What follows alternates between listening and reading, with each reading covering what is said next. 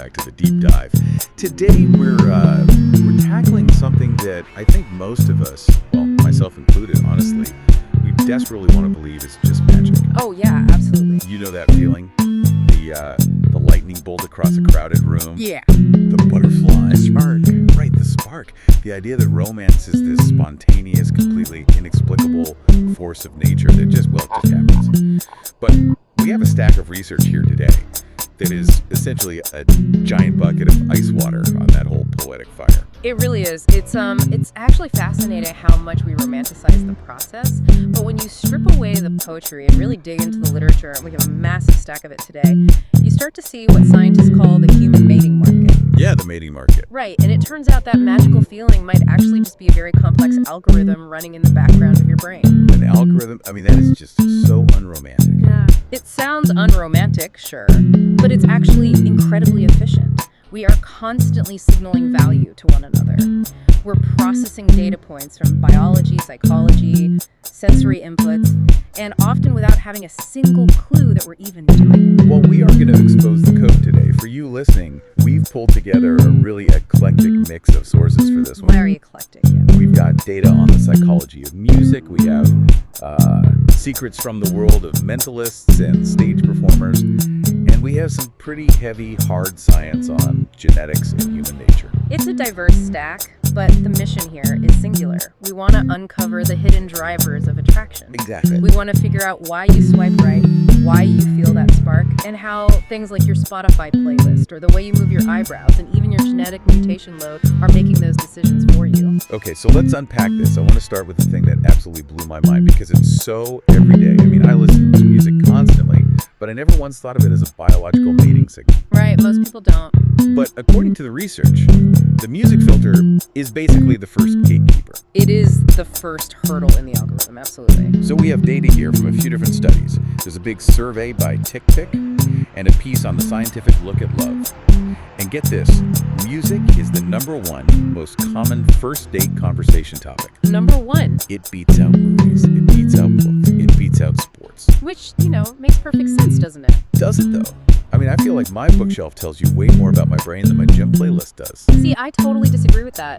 We tend to view our musical taste as a proxy for our soul or our emotional landscape. One of the sources actually mentioned that people consider their Spotify history to be more intimately revealing than their bookcases or even their clothing choices. Wow. It's a shortcut. It essentially says, this is how I feel things. So it's the ultimate vibe check. Precisely. It's an emotional compatibility test that we run within minutes of meeting someone. But here is where it gets really interesting, and honestly a little bit judgmental.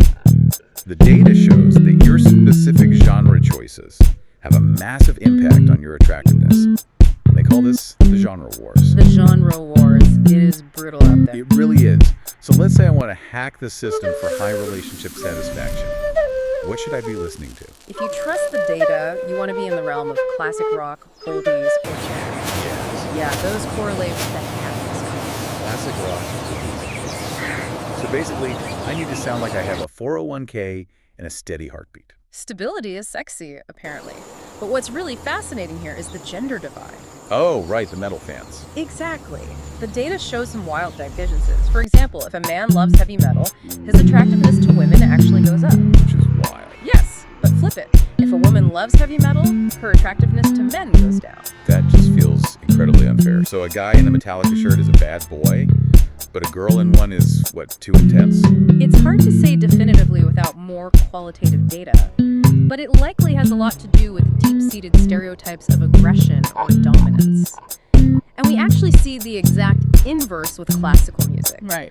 A woman who loves classical music sees a boost in appeal. Maybe it's signaling elegance or sophistication, but a man who loves classical music, his appeal diminishes statistically. So leather jackets for the guys, symphonies for the girls. It feels a little stereotypical, doesn't it? Like we're just reinforcing these old gender norms through our headphones. It does feel that way. But remember, these are broad statistical trends of what people respond to, not necessarily what they should respond to. However, there is one universal negative. Oh no, who takes the hit here? Country music. Oh. According to the research, a devotion to country music was found to diminish attraction in respondents of both genders. Ouch. Sorry to all our country fans listening right now. Please please don't shoot the messenger. But we have to talk about the outlier. The one that really made me pause when going through the sources. The K-pop one. Yes.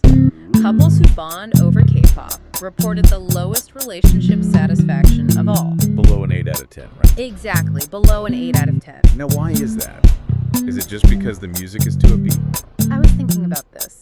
The source doesn't explicitly say why, but if you look at the psychology of fandoms, K-pop isn't just music. It's a whole thing. It's a lifestyle. It's a highly immersive world where fans often form parasocial relationships with idols. Oh, that is so interesting. So if I'm super invested in the emotional life of a K-pop star, maybe I just have less emotional bandwidth for the actual person sitting across from me at dinner? Exactly. The perfect partner is already on the screen. Real life, with all its messiness and flaws, might just suffer by comparison. That makes a lot of sense, actually. Speaking of priorities, though, I have to drop this stat from the Sonos and Apple Music study because it legitimately made me laugh out loud. Oh, the Australian study. Yes.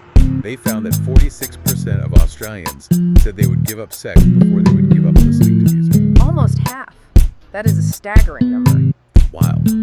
But it really highlights that sound isn't just background noise for us. It is a fundamental emotional need. And that actually transitions us perfectly to the why. Why does music matter so much? It's not just about having common interest to chat about. It's about how sound physically hacks the brain's arousal system. Right. Which brings us to excitation transfer theory. This is Dr. Dolph Zillman's work. Now, explain this to me like I'm 5, because it sounds like something straight out of a physics textbook. It's actually very simple mechanics when you break it down.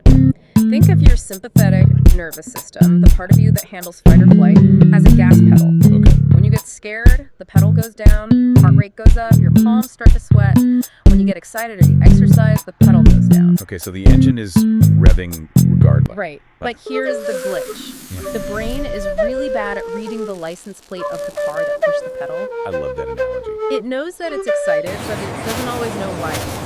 So if I'm amped up because I just ran a mile, or because I'm listening to an intense song, my brain just registers arousal. Exactly. It's a dumb system in that specific way. Yeah. And if you happen to be looking at a potential partner while you are in that state of unrelated arousal, your brain often misattributes that excitement to the person. It mixes up the signals. Yeah, you think, wow, my heart is pounding, I must be really attracted to them. This explains the famous bridge study, right? I remember hearing about this in a psych class, but the actual details in the source are wild. The Dutton and Aaron experiment. It's a classic for a reason. So they had men walk across 2 different bridges. One was this safe, low, solid wooden bridge. Total snooze fest. Zero arousal. Right. And the other was a suspension bridge. 200 feet in the air, wobbling in the wind. High fear, high arousal. And at the end of both bridges, an attractive female experimenter met the men and gave them her number. She said, "Call me if you have questions about the study." And let me guess. The guys on the death trap bridge called her. 4 times more likely to call than the safe bridge guys. They totally mistook the adrenaline of potential fall risk for the thrill of attraction. That is mind-blowing. So practically speaking, for anyone listening, this completely ruins the idea of the coffee date, doesn't it? Scientifically speaking, a coffee date is a disaster. It's static. It's safe. There's zero external arousal. Exactly. You want to take dates to, well, ideally a roller coaster. Dr. Cindy Meston actually proved that with a roller coaster study. People rated photos of strangers as significantly more attractive after getting off the ride than before they got on. You want that spike in adrenaline. Well, we can't always just casually drop by a theme park for a first date. Yeah, Bringing it back to music, does this work with just auditory input? it absolutely does. A study from the University of Vienna found that this priming works with sound. They played arousing and complex music, specifically 19th century piano solos for a group of women. Okay. After listening, these women rated men's faces as more attractive and were more willing to date them compared to when they sat in silence. So the complex music acted just like the roller coaster. Exactly. It created an emotional swell that the brain transferred directly to the guy in the photo. Okay, so we've set the stage. We've got the complex piano music playing. Maybe we're on a wobbly balcony to get the fear response going. Context is set.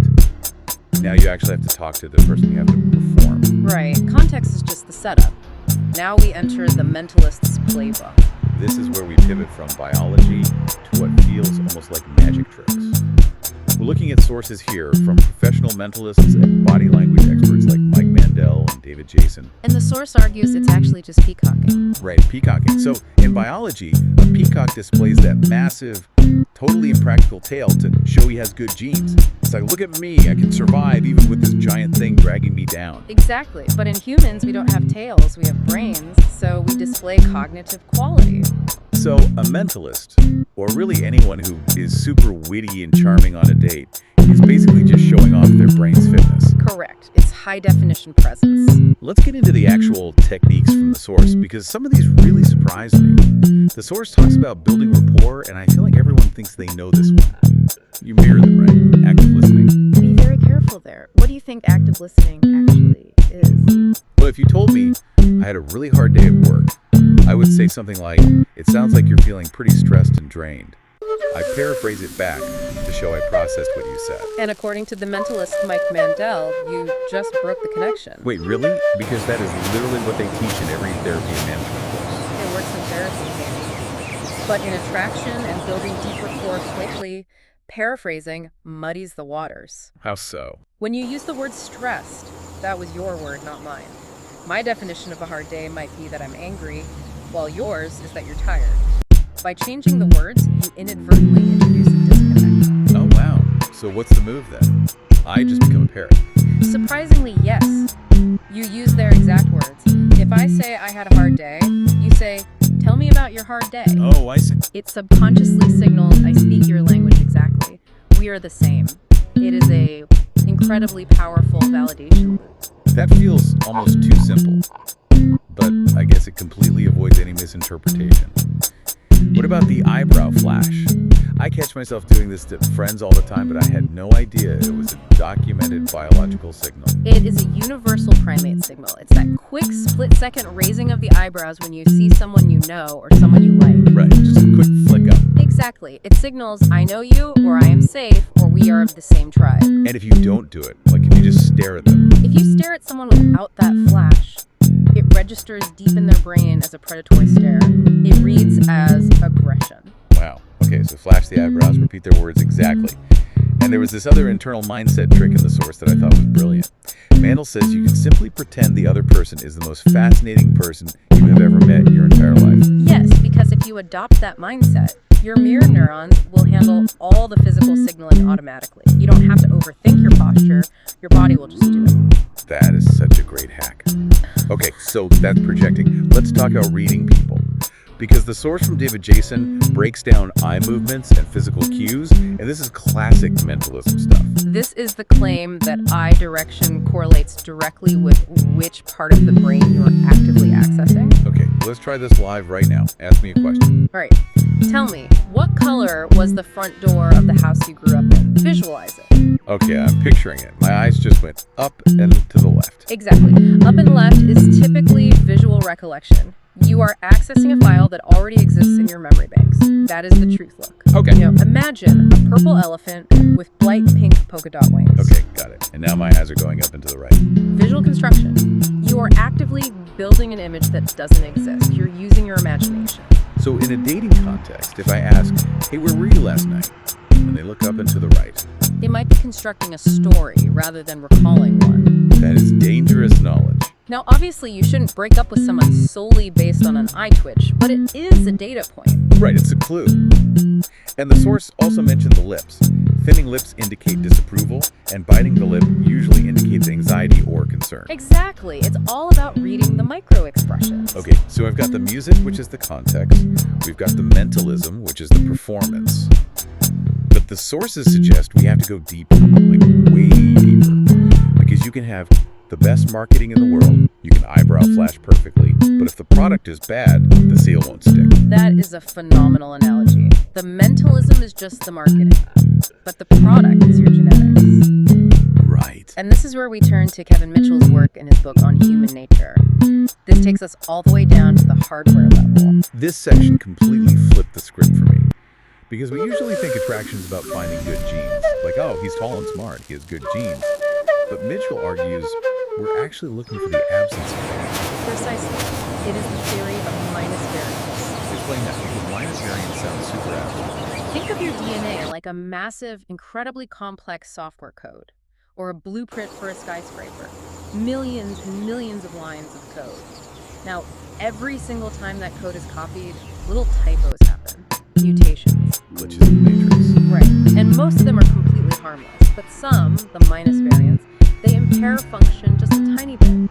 Maybe they make your metabolism 1% less efficient or your reaction time 1% slower. We all carry these. We're all a little buggy. We are all walking around with buggy code, but nature wants to minimize those bugs in the next generation. So attraction acts like a built-in virus scanner. We are constantly scanning potential mates for signs of a low mutation load. And the biggest visual proof of clean code is facial symmetry. Yes. Because building a human body from a single cell is an absolute architectural nightmare. It requires perfect timing and coordination. If you have a lot of genetic noise or minus variants, the developmental process gets a little sloppy. And that shows up as asymmetry in the face of the body. Exactly. It throws the balance off. So when we find a symmetrical face beautiful, we aren't just being superficial. We are biologically hardwired to recognize that symmetry means the blueprint was followed correctly. It signals robustness. It literally says, this organism developed according to plan despite the environmental stress. That is fascinating. We really are just biological computers scanning for errors. But the source also mentions that our scanners aren't all the same. This concept of the welt, the sensory bubble we live in. This is crucial to understand. We walk around assuming we all see and experience the exact same world. We don't. The tetrachromats example in the text blew my mind. It's a rare genetic condition, mostly found in women. Most of us have 3 color channels in our vision. Tetrachromats have 4. They can see colors, subtle shades, and nuances that are literally invisible to the rest of us. It's like they're living in 4K resolution and I'm stuck on an old 1080p monitor. That's exactly it.